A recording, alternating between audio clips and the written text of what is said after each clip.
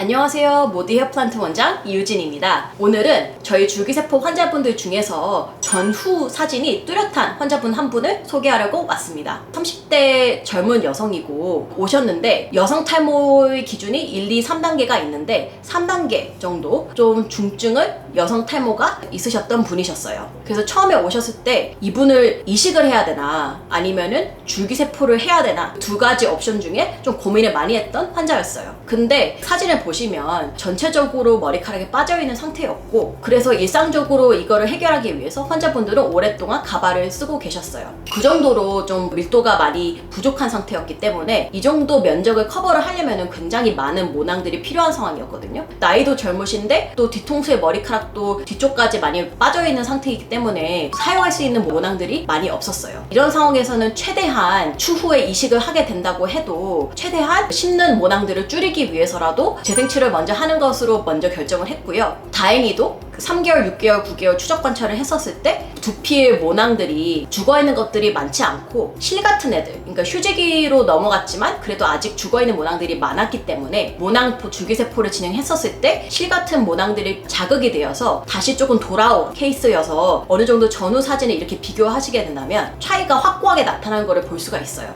이분도 뭐 물론 완벽하게 채워진 건 아니지만 기존에 가발을 오랫동안 쓰셨기 때문에 요즘에는 그래도 가발을 쓰는 것보다는 좀 모자 위주로 노출을 조금 더 한 단계를 더 높인 그 방향으로 들어가시게 됐고요. 굉장히 만족해 하세요. 그래서 이거를 계속 보는 저희도 굉장히 뿌듯함을 가지고 있고요. 일단은 제가 처음에 이분을 만났을 때 하루 종일 가발을 쓰셨거든요. 그래서 이런 경우에는 견인성 탈모를 항상 의심을 할 수밖에 없어요. 견인성 탈모라는 것은 한 구간의 가발 모발을 잡기 위해서 집게 같은 거나 똑딱이 같은 물품을 써서 이렇게 고정시키거든요. 근데 이 고정된 부위가 이게 많이 당겨지거나 좀 꽉 끼게 되면은 그게 시간이 계속 지나면 이게 흉터화돼서 그 부분 자체가 섬유화돼서 머리카락이 빠지고 거기에서도 탈모가 진행되는 경우가 있어요. 그거를 견인성 탈모라고 하는데 이 분의 경우에는 견인성 탈모가 뚜렷하게 있는 건 아니었고, 왜냐면 전체적으로 머리카락이 좀 비어있는 상태였는데 제가 보기에는 그것보다는 이제 가발을 계속 쓰다 보니까 이제 가발이 좋잖아요. 좀 머리카락 비어있으신 분들은 좀 이게 커버가 되면은 본인도 이제 안 보이고